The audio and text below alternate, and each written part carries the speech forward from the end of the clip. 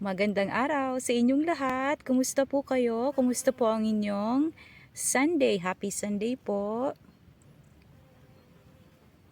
I hope that you're all having a relaxing weekend. So, nandito po ako ngayon sa aming munting hardin. Again, kasi I'm scheduled na magdilig ng halaman. Tapos, chinek ko yung mga sweet melon. Yung picture ko po na pinost kahapon, ayun po last year, malalaking melons. Pero this year, anong petsa na tayo ngayon? August 11 na, pero wala pa ring hinog na sweet melon.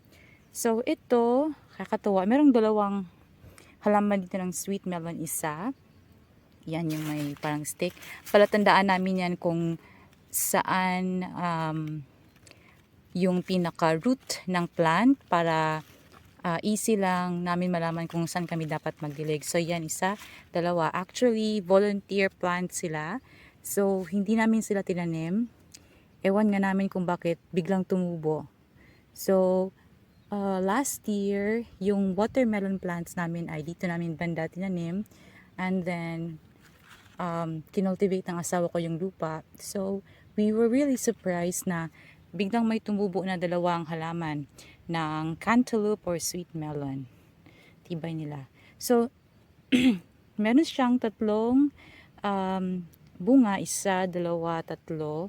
Tapos, yung dalawa, chinecheck ko kasi minsan kapag hindi mo yan tinuturn over, tapos medyo malamig yung gabi, yung sa ilalim niya na lupa, may mga insekto na gumagapang. So, minsan-minsan tinuturn ko rin sila. And unfortunately para sa sweet melon na to, hindi pa siya hinog kasi nga medyo verde pa siya. Ewan ko kung bakit nag-crack. Siguro dahil sa init ng panahon din. Hinog na siya sa loob. So, pero hindi pa yan. Hindi ko pa siya naaamoy. Hindi, verde pa nga siya. So, ewan ko, nag-crack. Tingin ko sa sobrang init ng araw. Yan. And syempre, mga langgam,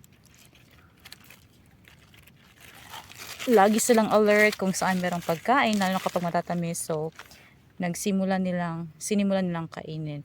So, itong sweet melon na to, we are sad, but magpifiesta na naman ang mga manok nito. So, hindi pa siya hinog kasi, ewan namin bakit nag-crack. Ayun lang, pero meron namang kaming mga ibang good news sa ibang halaman. So, ganyan talaga ang gardening. You just have to be patient, and then minsan si Lord, meron siya mga surprises na unexpected. So, we are very thankful. Thank you so much for watching. Ingat po kayo.